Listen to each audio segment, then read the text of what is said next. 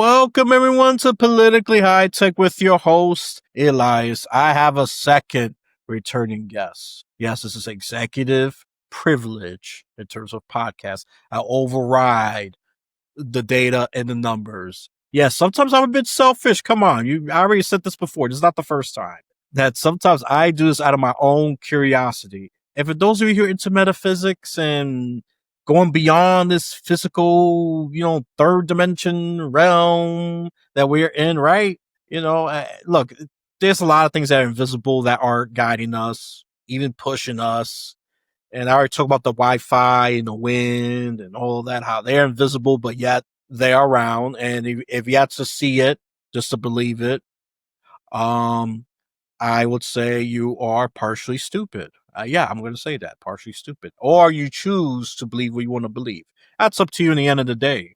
I cannot tell you what to do. I sometimes wish I could pull a gun right through the screen and force you to believe you want to believe, but that'll be me being a crazy authoritarian. Oh, Elias lost it. He's a crazy authoritarian. Yep, you'll be right. You'll be absolutely right. And you should shout that out. If you're brave, that is, because a gun is pointing towards you. And then I will easily send you to probably the fourth. And then if you know where you're going, to the fifth dimension. Let me just say it like that. And why I'm saying all this is because this is definitely not the first episode I have heard. Go to episode 285 about we talk about these dimensions, the generalities of ghosts, and how, where you're supposed to go. If, logically speaking, I think it's such an ironic word to use. Logically, I don't think it's logic. If they know where they're going, if they have sense, I guess they'll go to the light. But if they don't, they're like what, on Earth purgatory, I guess, until they find. The best example was Ghost. I was like, oh, that touched me. I actually wanted to almost cry on air because that's one of my favorite movies of all time. Never get tired of watching it, and I always felt some truth to it. All right, enough of my random monologue here. I have Tina Erwin, our ghost major liaison, living in the dead. All right, that's what I'm gonna call her, the ghost liaison. All right, and that's so cool. That's what I'm gonna call it. So since you're back, what do you want the listeners and the viewers to know? And this time I'm gonna be slightly strict. Make it kind of brief. What I would like them to know is that I'm a person grounded in science. I spent 20 years in the Navy and I worked for the submarine force. And one of the very scientific things I did was to protect a submarine from terrorist attack. I designed the equipment that did that. So I have a very definite grounded place in how science works. But along the way, I discovered just how sensitive and aware a lot of submariners are, including my own husband, who is a submariner as well.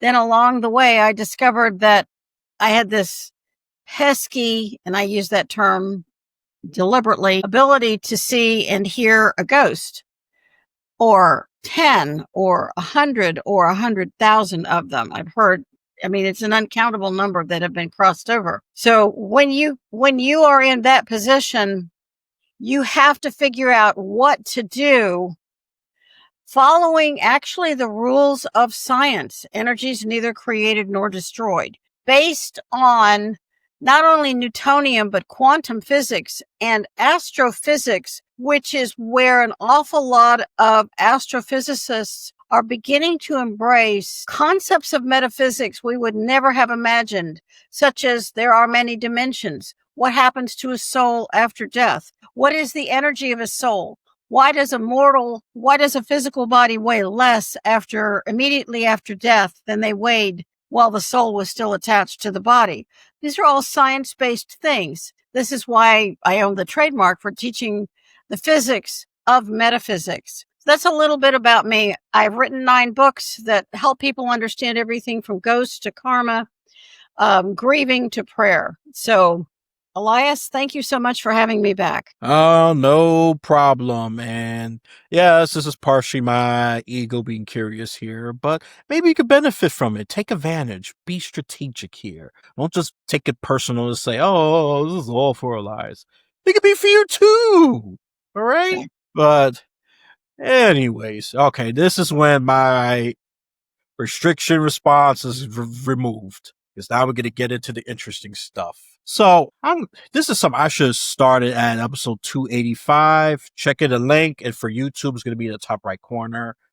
Click on that if you haven't seen it. I recommend it as well. If you want to go through the Tina, I would say duology so far. Maybe become a trilogy. We will see. And then, but the first question I have is, how can we increase our How can we increase our sensitivity? to the spirits, ghosts? Forget the cynics; they're never going to be so. We don't need them.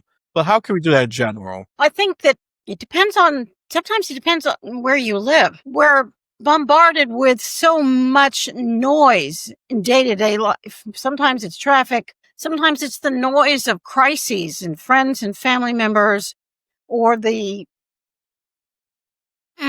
layers of fear that are constantly broadcast to all of us. That when there's so much noise, there isn't enough quiet space sometimes to begin to know how to hear or to learn how to listen. And this isn't just about hearing ghosts. That's part of it, and it's an important part.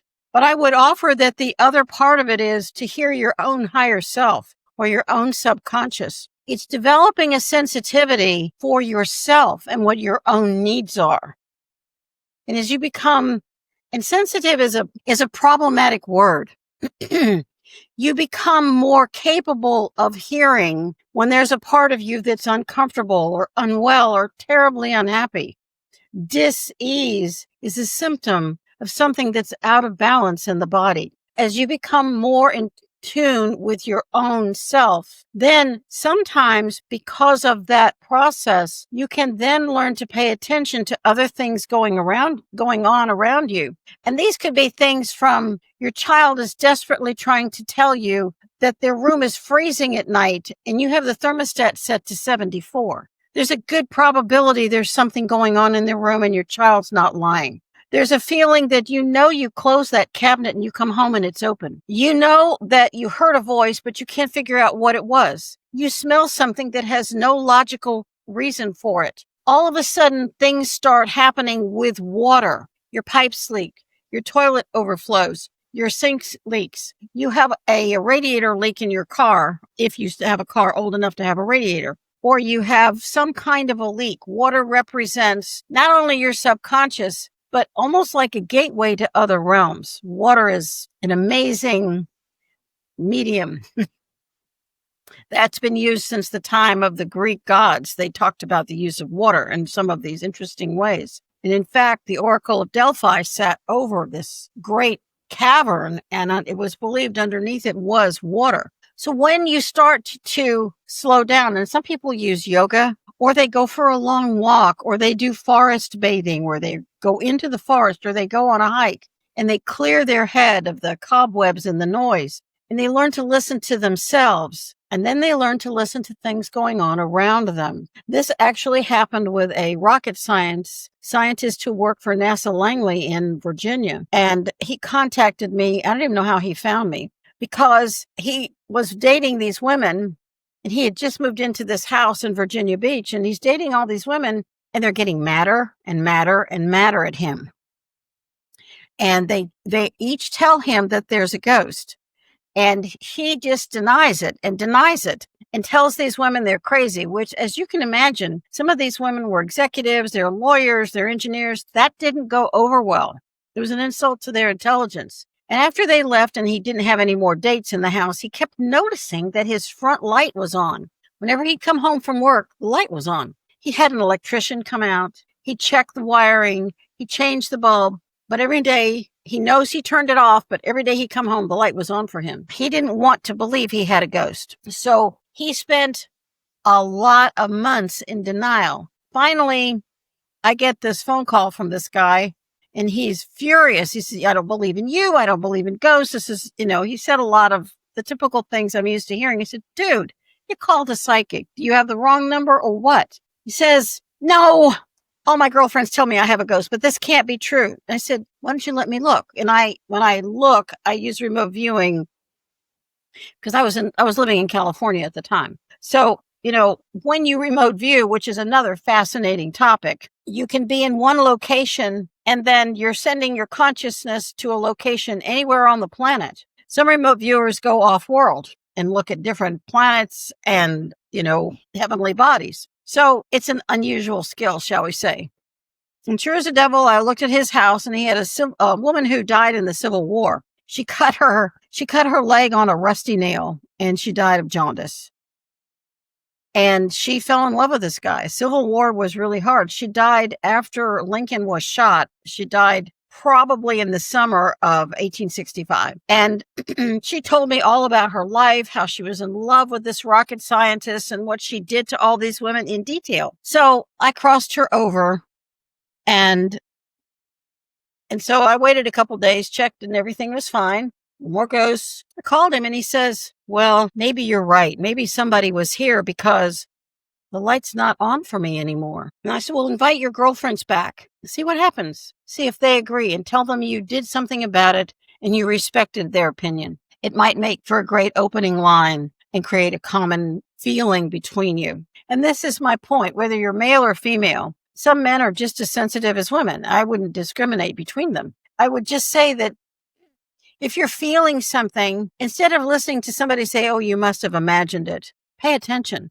This is true, especially with children. And for God's sake, it's really true with pets. A lot of people depend on their dog to let them know when there's an intruder. But a dog doesn't know that a ghost is an intruder that you can't see. I had a guy also in Virginia Beach who was a chiropractor.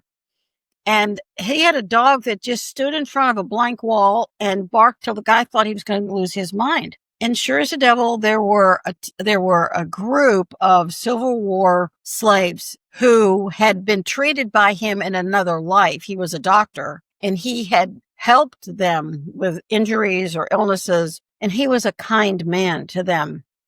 And they found him in the 21st century. And they were trying to help him because he wanted to commit suicide. He was very depressed. No one knew that.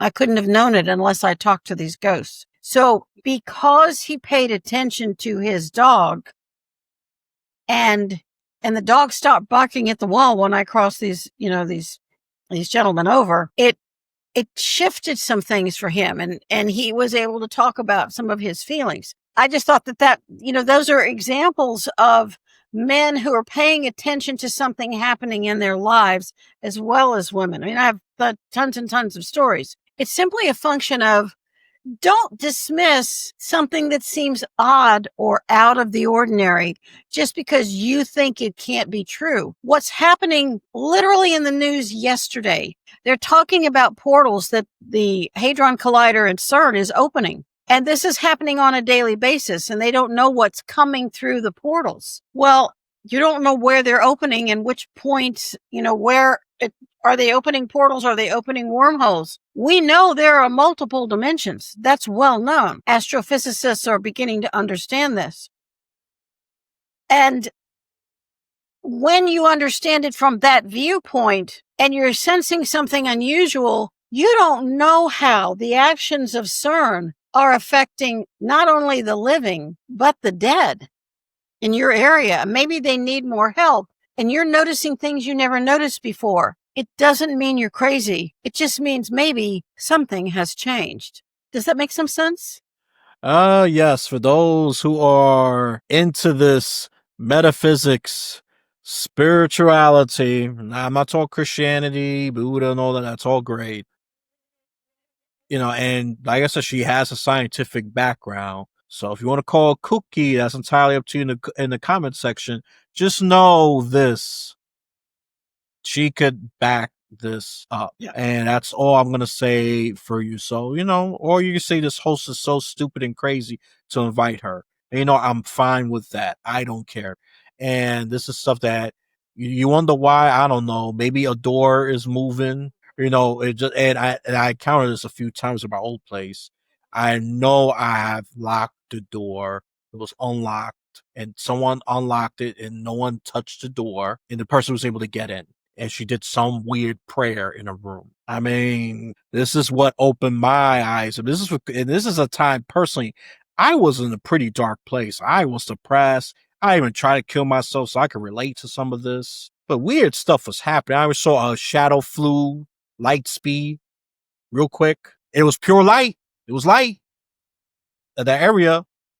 All right, everything was on. All lights on. Just fling right. You call us crazy all you want. I think you're crazier because you're gonna be ambushed. And you're gonna wonder why things are crazy, and you're not opening your mind to suggestion as more spiritual rather than just carnal and physical. Okay, that's all I'm saying. Feel free to call me crazy. I think you're crazier. That's all I'm gonna say. That's all I'm gonna say. I gotta defend my fellow spiritualists, metaphysics, ghost liaisons, whatever, because they are onto something. This is human evolution right here, that we be more attuned to this stuff. Try this 1950s. I think she would have been locked up. I will try to dig into this. I would have been locked up for being crazy. The fact that we're having these conversations is a sense of evolution, which is a good evolution. Well, actually, all evolution is good. De-evolution is the opposite, when we get dumber, crazier, more barbaric. That's the opposite. So this is evolution that I enjoy seeing here in real time. It's good. More people It talking is about it. good. More people's aware of it. Yeah, Yes. go ahead. This is also, you brought up a really important point, and I think that it's the evolution of being aware of not just spirituality, but intellectual connections.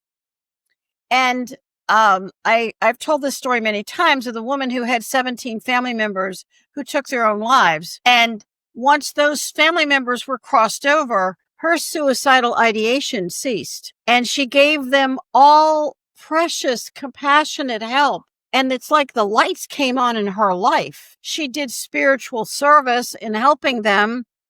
And then something wonderful happened to her. And my point with that is that when we can do something positive, you never know how this is going to all work. There's another element here, and that is when you engage in positive prayer. There's such a thing as black prayer. I'm going to be very clear about that. You're engaging in prayer. You have a positive goal for your life. You'll hear a lot of people say, well, in a dream, it was shown to me that. Or I woke up one morning and I had all this information at my fingertips. This was true for Nikola Tesla. This was actually true for the Wright brothers.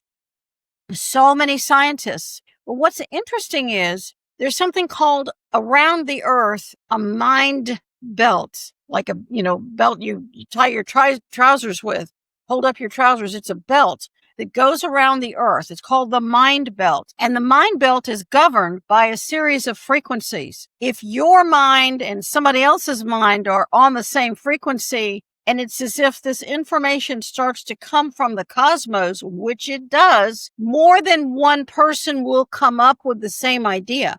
And that actually happened during the time of the Wright brothers. And as they were coming up with all of the critical maths calculations that enable wings to be made, ailerons, and all of the aerodynamics that make a plane have lift, there was another scientist in Paris who was coming up with the same things. He was about 3 or 4 months too late, and the Wright brothers got the credit. And the Chinese had been looking at this. So this concept of flight during that window of time was already in the mind belt. The more sensitive you are, the more you're opening yourself up to the divine and you have a positive purpose. It's amazing what you can literally download, to use current vernacular. But people in other times would have said they had a vision. Today, it's a download. You pick the terminology, but that's that willingness to listen or have sensitivity. I mean, I wrote the Crossing Over Prayer book, and it sounds like I did a great job writing this book, but actually I was somebody's secretary on the other side. I mean, I literally couldn't type fast enough. All of these prayers kept coming out, and people were writing me from all different parts of the world. I don't know how they knew I was writing this book. It wasn't like I put the word out, hey, I'm writing a prayer book, give me your needs. From other parts of the world, I had these random emails. Can you write a prayer about my husband is an alcoholic? I'm afraid. My child died. What about competition? And I just get all of these weird requests for writing prayers. And then when I sat down to write the prayers they asked for, all this information came pouring through. Yes, I focus on being sensitive so I can hear the thoughts, enough of what the person is thinking to answer their need. And as you develop your own spiritual self and you follow your spiritual path, you learn about the needs of others, how to keep their needs in balance with your own, and really how to be of service. And frankly, Elias, that is actually what you are trying to do, at least in this podcast, is to be of service by letting other people know that when they have a feeling or a sense, they're not crazy. But let's take this a step further, if that's okay. I used to live in San Diego, which is a wonderful city. And to get to my house, you had to go up this steep, steep hill, down a hill, and then up another hill, and then turn into where we lived. Well, one day I was coming up this hill, and there was road construction. And there were all these signs that said slow, stop, slow. There was, an unusual number of signs. And ordinarily you think, oh my gosh, it's road construction. But I thought, I need to pay attention to this. I don't even know why I thought that, but I trust the process. So instead of hurrying through the stop sign at the crest of the hill, I went very slowly. And as I came down the other side, there were two 10-year-old boys zigzagging their bikes across the road. And had I been going any faster, I would never have been able to stop. And I stopped my car and I pulled over because it's a blind hill, and got those kids out of the road and read them the riot act and sent them home so they wouldn't be killed. And I was so grateful that I paid attention to the signs. God speaks in signs, in ways that if you are listening, you will hear it. I think this was also discussed in the Jim Carrey film, Bruce Almighty. I think that was it, where and he realizes that you have to pay attention to the signs you're being given. And when you are, these doors start to open and you begin to see the world differently. You can make a really big difference. This kind of thing has happened to me repeatedly. I turned a corner and a ball went in front of me, so I stopped my car. And a 4-year-old came racing in front of my car. And so the mother came out and got him, but I didn't move my car. This voice said, no, wait. He came out 2 more times in front of my car. And then the mother looked at me like, how did you know not to move your car? And when I saw that she had a firm grip on this kid and the ball, only then did I move my car, because I'm listening, carefully listening on multiple levels. It isn't just about ghosts. Maybe it's about saving your life or the life of a living person. So kind of a different view.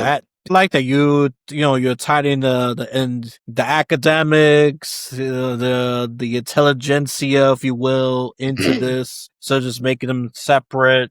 You say I treat them as separate, but we gotta stop conditioning ourselves that we just intermingle these together, because they are interconnected. A sign says slow could just mean slow. Slow for what?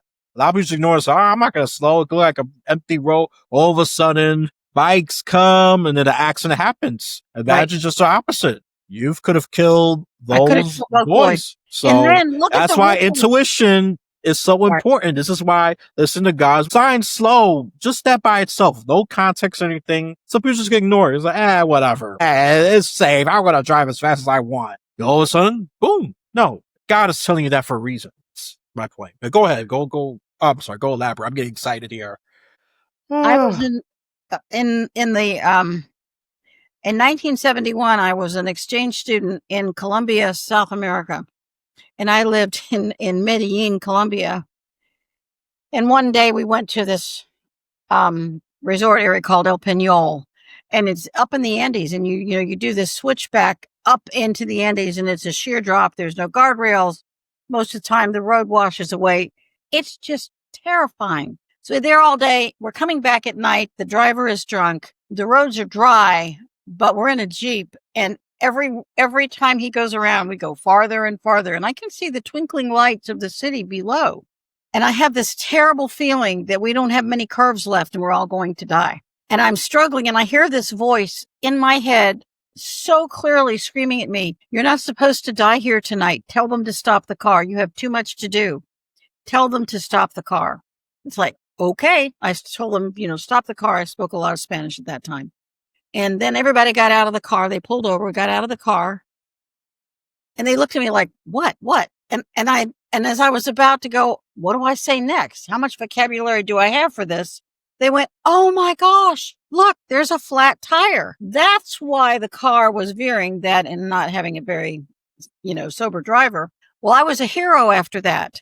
They changed the tire. My boyfriend, who had not been drinking, drove us back. And I cried all the way back because the ramifications, if I hadn't listened to this voice screaming in my head, stop the car, were epic.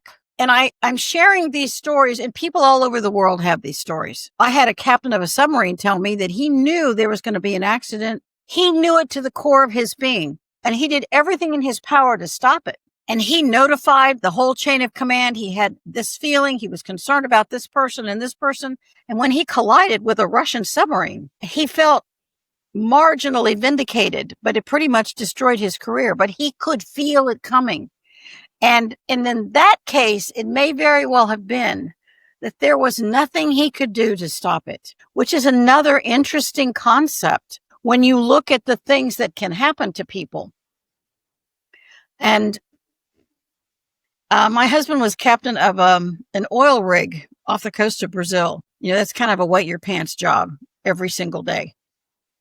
The men and women who man those rigs it's just a terrifying job. And I listened as my husband told me how he constantly listened to his intuition, how he constantly paid attention when the crew told him something, or when they said, this is breaking down, I'm concerned. He was right on it, because the day he took the job, Deepwater Horizon blew up. So he was super vigilant, but you can be so vigilant that you shut off hearing what you need to hear. And so he was very careful to listen on multiple levels when a crew member, no matter what, level they were in the crew, was warning him about something. And if he felt that he had to stop, he stopped. And this, men call it listening to your gut. I don't care what you call it. This is what saves lives. This isn't about the dead. This is about just living day to day and feeling like you're building a relationship with God. You're building a relationship with your own intuition. And then you have theme and variation about how all of that works. Let's say you're in a business meeting and you're reading the room. You're looking around the room and you're looking at who's fidgeting, whose knees are banging, who can't stop fidgeting with their pen, or who's looking out in space. And what you're getting is, what is the mood of the room? That is a psychic sense. Men and women have it. And police officers have to do that when they're watching a crowd. When you're in an emergency room, the on-call ER doctor or the ER nurse is trying to do triage, deciding who's the most injured. And someone who may not look like they're injured may just collapse right in front of you and die. So you're using another sense to get yourself through that day and do the right thing in that moment. And that's what makes us human. I hate to say it, but that's what separates us from AI, is the connection that the soul has with the divine. There's a little bit of a monologue there, so. No, it's fine. A little shots fired against the AI. This podcast, let's talk about the AI. All you AI obsessed, you AI files, are you offended by that? It does have no instinct. It has no intuition. It cannot be connected to a higher self. It's just a collection of data that we humans just put in a carnal third dimension. That's it. Right? So, she's not wrong.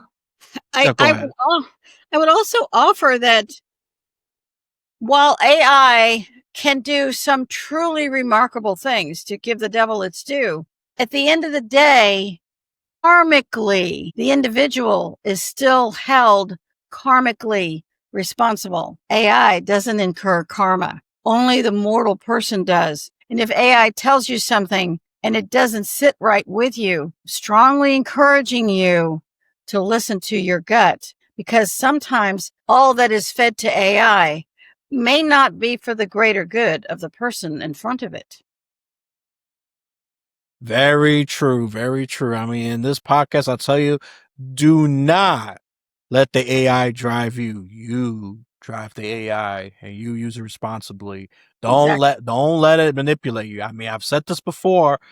Believe it or not, she's not being, confrontational. She's being wise here. All right. I'm just gonna be honest now. I don't like to be a little instigative, say shots fire and all that, but I mean, there's a lot of wisdom here. Let's just be down and put on my mature cap. There's a lot of wisdom here instead of my instigative entertaining hat. I got many of those.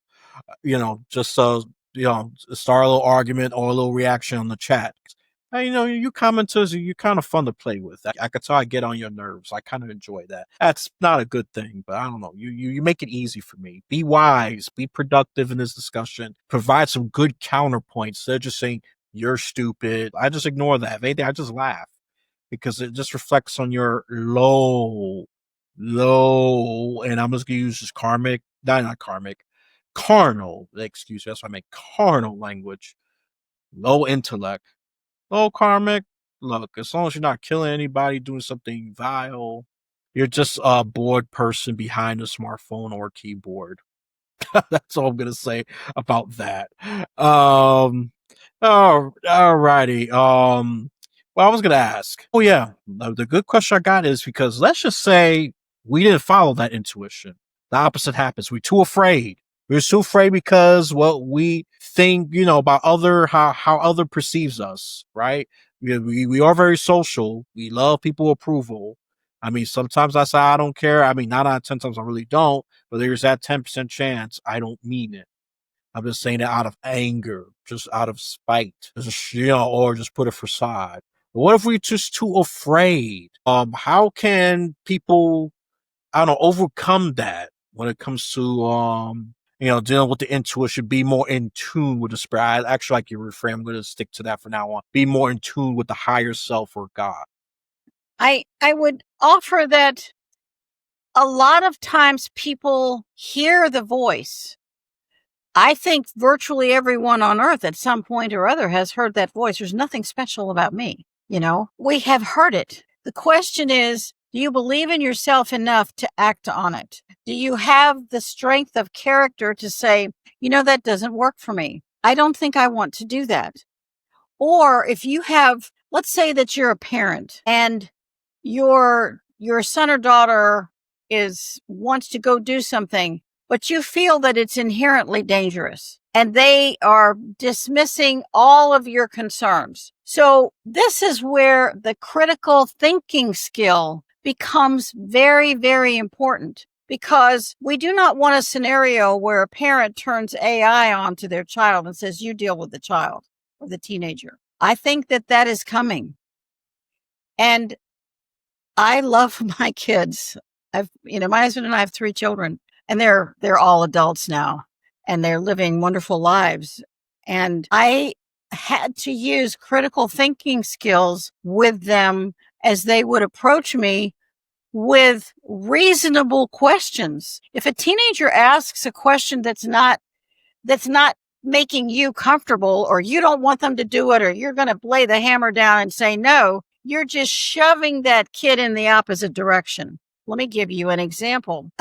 When my daughter was in high school, because Mexico is pretty close, she said, she had her license and she had a car that she purchased. Excuse me, we would never buy a child a car, a teenager a car. And she said, we're all going to go to Mexico. And since I don't drink, I'm the designated driver, and we're going to go and come back.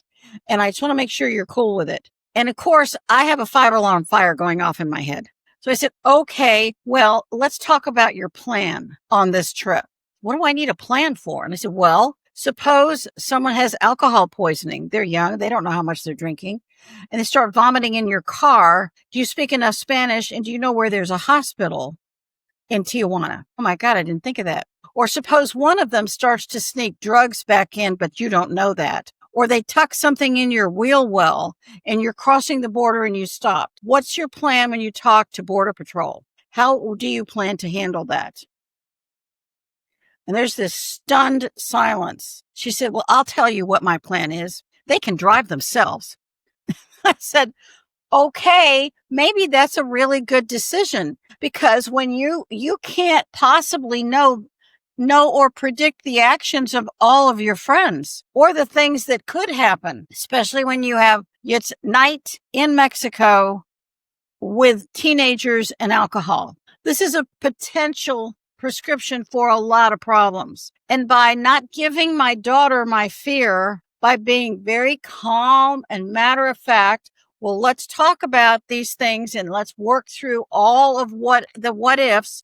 What's your plan for these things? You're a smart, intelligent young woman. Let's work through this. She wasn't mad at me. She wasn't mad at her friends. She made a different choice, and that choice will echo for the rest of her life, teaching her how to use critical thinking process for planning for a future. So instead of me falling over the waterfall of fear, oh my gosh, I offered her a conversation without fear, recriminations, or accusations. And her friends didn't go either. That's what was fascinating to me. None of them made that trip. So did we save some lives that night? I don't know. Actually, I don't want to know. It worked out really well. All I'm saying is use critical thinking skills and access divine wisdom through this divine connection where you take a deep breath and you edit what you say to the person in front of you. You think about, well, if I say this, how's this person going to respond? What is my plan? That is also an intuitive or psychic sense. Most people aren't going to call it that, but you can't just say, oh, I sense a ghost, turn that off and then yell at your teenager. You need to be able to incorporate the whole package into your day-to-day life in all of your interpersonal relationships. Does that make some sense? No, what you're saying makes a lot of sense. I mean, parents and young Gen Z adults, the ones, especially those of you that think that you know everything, listen up here. Don't you wish you had her as a mom that just gives you all these what if rational scenarios and make you question it instead of just, no, you will not go because I say so. I'm the mom. You're wrong. You're the child. No, that doesn't work. Never going to work, Yep, and because it's true. You just push them in the opposite direction. Yeah. that's exactly what you're doing.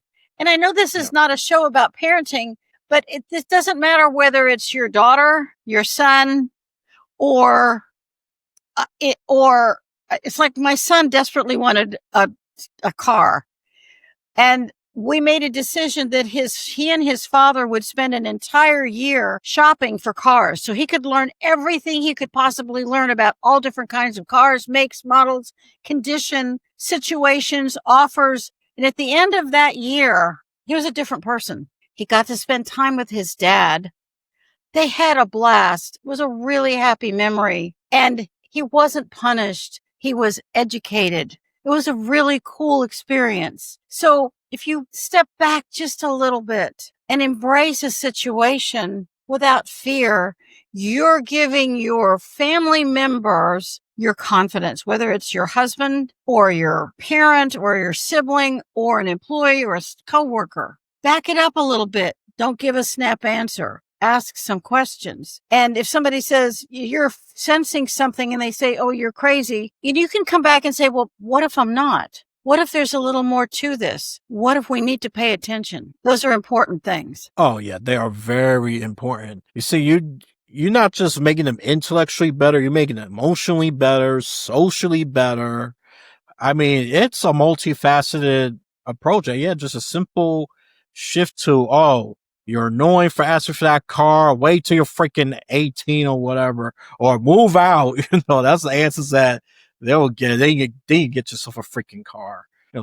Typical answers. I'm not a parent, but I have heard many parents said similar things, quick snap answers, and 9 out of 10 times the child is going to do the exact opposite.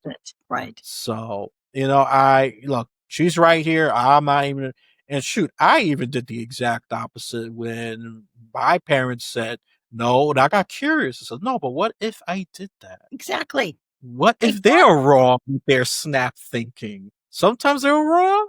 And you know what? I hate it when they were right. The consequences were bad when they were right. But when they were wrong, but that was not good for me when they were wrong because it kind of fed my egos. Oh, they speaking nonsense. They just emotional. They don't know what they're talking about until it bit me in the butt, the consequences. And then I finally got what they were saying. I had to go, I had to learn it the hard way as opposed to the more wise way.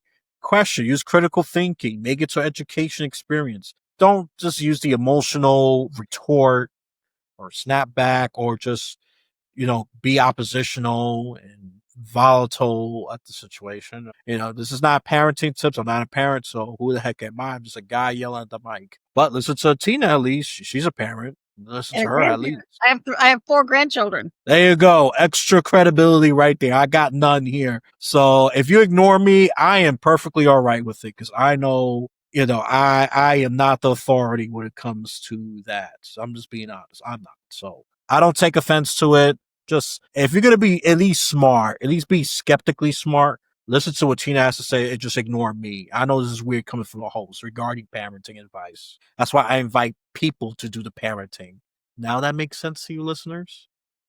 I'm not authority for it. Yeah, I'm always a great uncle to nieces and nephews, but that's not the same. That's part time. When it's too frustrating, I just throw them away. I just throw them away. Hey, take your dark kids back, or I got an easy way out. That's nothing like being a mom or a dad. That's a completely different experience. That 24/7 and plus. All right. As an uncle and an aunt take care of the kids, that'll have it. That's a part time job compared to. So there you go. That's your differences, people. And if you didn't realize that, well, you know it now. Better late than never. Okay? That's all I'm going to say. All right. I don't want to yammer too much because I want to get to this spicy question to some of you, especially those of you who are just emotionally immature and just, quite frankly, stupid. But I want to ask this anyways because I think it needs to be talked about. And we talked a little bit about it off air about some of this because some coaches don't recognize this. Don't be mad at them. All right. I'm just telling you this. Don't try to cancel because they don't. Each culture operates differently. Okay. Not everywhere is freaking Western Europe, United States, or Canada. Okay. Not every, you know, Stop having that idiotic thinking all over the world. If you're a true culturally competent person, you at least understand why, each country lives, behaves differently, okay? So let's just get that out of the way. You're actually a bigot if you think everything's going to be like the United States, Western Europe, and Canada. That's actually real bigotry. So, all right. And especially for you, and this is me attacking more the progressive wing or anyone who brags to be culturally competent, but yet you want to shove your worldview on everybody's throats. That's why you get clapped back, and this is why you look stupid in your debates, okay? Just saying. All right, enough of my yammering. Let's get to this question now. Is homosexuality, bisexuality, and even transsexuality, let's throw that in there. Is it caused by ghost possession, or is it genetics, or is it something that we need to study more on? I think that's a really important question because homosexuality has been known about for at least 2 to 3,000 years. And it was well known in Greece and in Rome, and it was, that's primarily where we have evidence that it was something that existed. And this question came up when I had someone who longtime friend who is from India. And there are certain dialects, and she was a person who was able to translate some of the different dialects, and someone was angry at her because she was having difficulty translating the concept of homosexuality, much less transgender. There was no vocabulary in any of the dialects she knew for those words. That's not, oh my gosh, they were discriminating. It has nothing to do with that. They didn't have words for them because they didn't know what that was. And that's an amazing concept. And among Native Americans, this was unknown. And again, this is not a judgment. It's right or wrong or good or bad. Many, many, many clients in a variety of different persuasions. I've met some really, really wonderful, decent people, and they came in this way. Now, the question is it possession? And having removed many a ghost from a person, it never caused them to not be, a lesbian or a gay person. That didn't change that. That said, I had a very interesting conversation with a woman who, is a lesbian, and she has a very masculine presentation, shall we say. Gorgeous woman. Oh my goodness. She talked about the fact that her uncle died hours before she was born, and she's always felt that he was with her. It was an extraordinary conversation. Now, I did not have an opportunity to cross him over. She liked having him with her. I just thought that was fascinating. And did that cause her to be a lesbian? I simply don't know. It was a very curious situation. Now, one of the other theories is that when a person dies and they come back too quickly, and for some reason they switched gender, they may have loved having been a woman, and now they're in a male body, and they don't feel comfortable in the male body. They really loved being female, and that creates this struggle within the soul. We're not talking about the hype. We're focusing in on, for that individual, for that soul, there is a struggle. And I think this may have taken place over time, but no one talked about it. I mean, there have been homosexuals in the Navy as long as there's been a U.S. Navy, period. I mean, this has never been new, and everyone knew it. But this is before women were really heavily involved in the Navy. Those men were heavily respected, and they did their job, and they served their country. And, I had nothing but respect for them. They were very quiet about who they were and what their life was like. It was no one else's business. And it wasn't like no one knew. Everyone was respected. And that's just how it was. What's happening now is that as people understand the challenges that sometimes affect a person who is gay or who is homosexual, and then they're moving more into, they have relationships, they have marriages, they're having children, and they are part of the mainstream flow of life. And there's a growing level of acceptance and not seeing them any different anymore. That is a major element of progress. If someone thinks that they are possessed, use the crossing over prayer. Who knows what can happen? I don't know. I've seen situations where a couple's been married 20, 25 years, and the husband wakes up one day and says, I think I'm a woman now. And I think that this has been exceptionally hard on people who have known that soul for, 40, 50 years, their family, their spouse, their siblings, that from someone who decides to go from one gender to another. And I honestly think that number is really, really small. It's getting a lot of press and hype. But I think if we were to look at the real numbers of the people for whom this is a real situation, I think the number is quite small. And it's private. If this is something going on inside of you, it's something with you and your family, and how you work through it is, honestly, it's private. I've met people and they are transgender. I would have no idea. I just knew them as whatever they were today and really liked them, worked with them. And it's worked out really, really well. And that person made the transition. They're fully invested.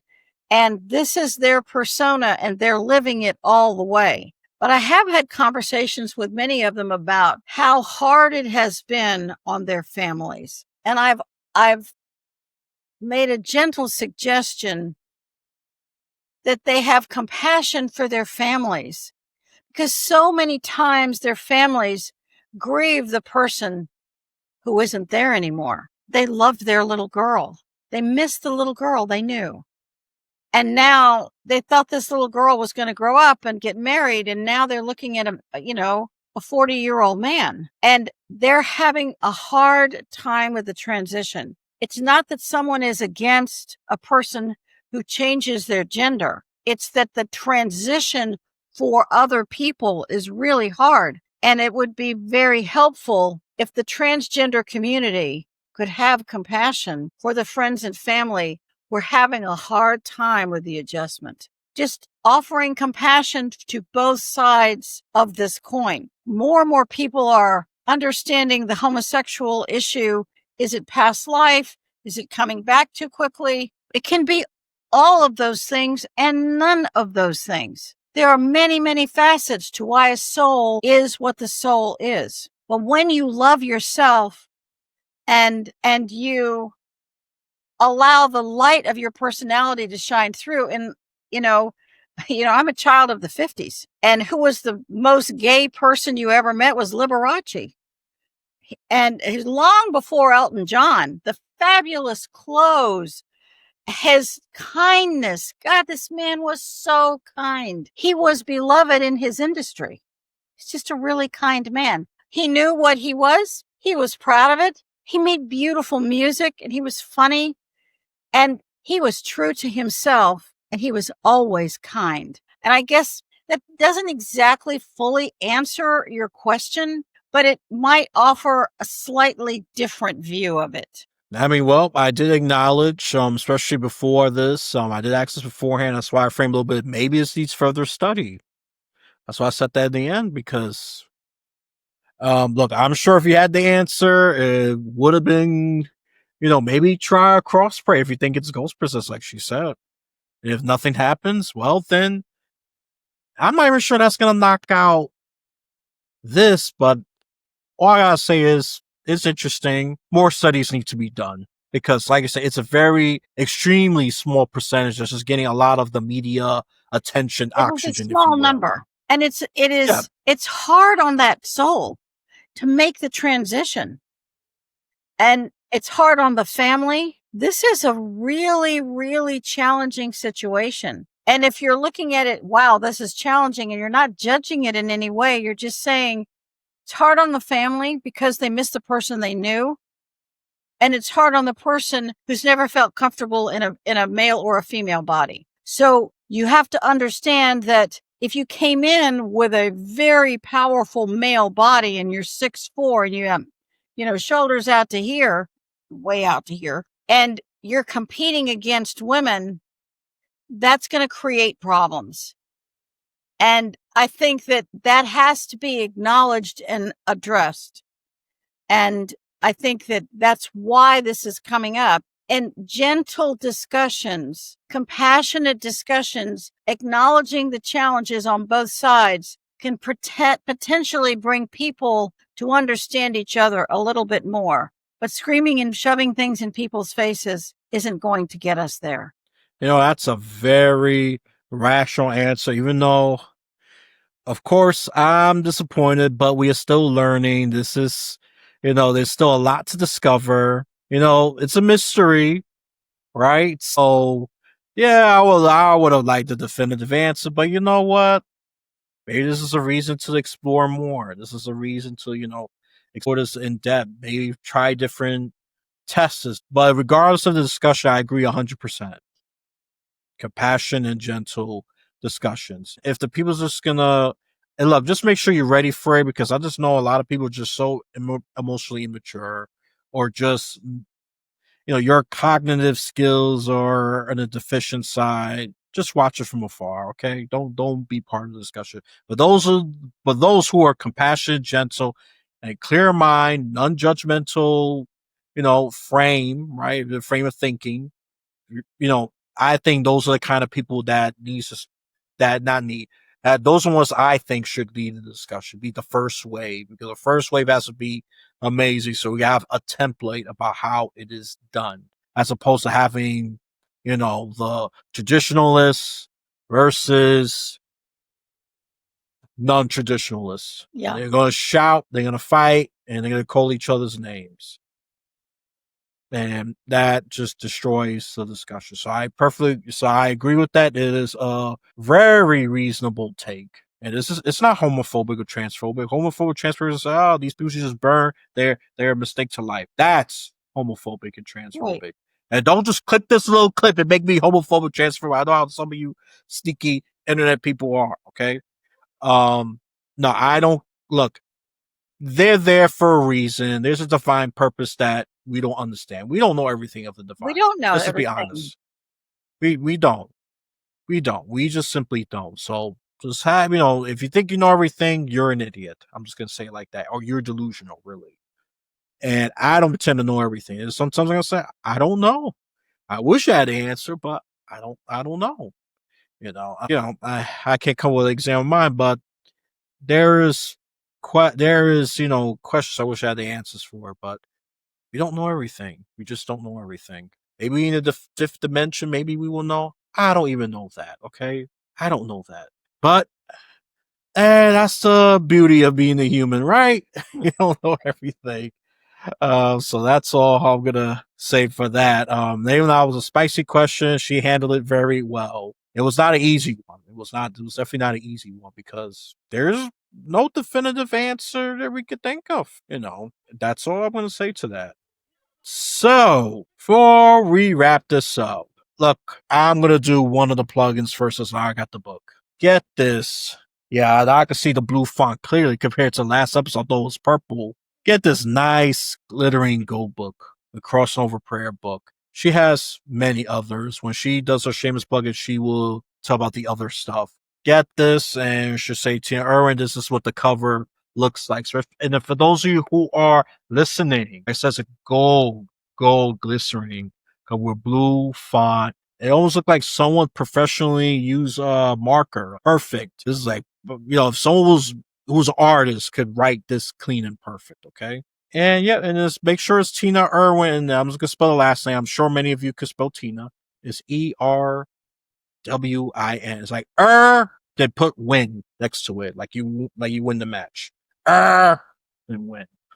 That's how you combine it. It's a bit silly. Come on, we could be silly here, people. Any other plugins you want to tell the fellow listeners and viewers? I would say that to develop your own intuition, start by when you're driving, pay attention to traffic and imagine what the other people are thinking as you're moving in and out of traffic. Learn to listen to yourself and be kind to yourself. Be very kind to yourself. And the kinder you are, the more you'll relax. And the more you relax, the healthier you will be. And then you'll be opening up the pathways to hear the divine on even the most mundane, simple level. Look for the signs and the symbols. It just might save your life. And Elias, thank you with all my heart for having me on your show. And if people want to know more, they can look up ghosthelpers.com. That's my website. And all my books are listed there and some other podcasts. And there are prayers that are audio as well. So thank you so much for having me. We always have a blast, don't we? Yeah, I mean, me just out of my kid-like curiosity, you Absolutely. know, and I don't mind hearing the monologue. Look, for the most part, I let the guests talk because I want you to know what they do, and I don't mind long-winded answers. It's not a mainstream media kind of show. I ask a freaking loaded question. I expect her to answer it well in 2 freaking seconds. I mean, to me, that's mental illness right there. That's mainstream cable right there. It's not Right. that kind of show. You get in here, it's supposed to be thoughtful. Yeah, it could be fun. I try to make it fun, except if it's really sad or Right. very serious conversation. Those are the exceptions. Otherwise, I'll try to shove a little fun in there. Just make sure you're paying attention. And for those of you who are listening to audio, just find a quiet space to start with, I guess. And even New York, there are quiet spaces. Just don't be glued to your phone. That's a simple advice. And don't be in love with the literal noise as well. Because I think those are the biggest source of distractions for the 21st century. Exactly. All right. Those are the most practical tips I give to you. This is from a non-spiritual expert, not a ghost liaison. That's Tina's type. That's the title I gave her. All right. And or I could call probably the ghost diplomat. I know diplomat is too weak. because she does the diplomat's more like compromise. You settle for less. Kind of Oh, thing. no, no. One A time ghost liaison is better. they have to leave. They don't get to stay. Yeah. Oh, yeah. So there you go. Diplomat out the window. She's just a liaison. Relations, do her job.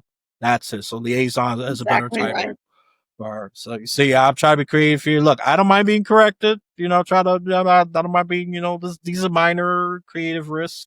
So no Yeah. diplomat, no diplomat. Just ghost liaison because she is there to do her job. Alrighty then. So all those is going to be in the link. Her website, her social media, YouTube channel, all that good stuff. Now for my podcast. Like, comment, subscribe. I'm happy I got 100 subscribers. It's continue to grow. Yes, it's growing. Also keep it up. And then if you're feeling a little generous, feel free to give some to this podcast. On the lowest tier is $3 a month. You get exclusives. You're gonna get a shout out. Okay. And then for the reviews, and I only pay attention to Apple podcasts. I don't care about Spotify. If you leave it Spotify, I'm gonna ignore it. Leave an honest review. Give a reason why this episode's great. Give give a reason why this episode sucks, or give a balanced one. What made it great? What could improve? Whatever. I just want an honest review. I don't want a perfect 5-star. Any podcast that has 5 stars or over, I'll say 50 reviews, I think that's fake, in my honest opinion. That's just me. A little hot take. Some podcasters may be mad, but oh well. I don't care. That's all I'm going to say for that. So, for whenever you complete this audio or visual journey, you have a blessed day, afternoon, or night.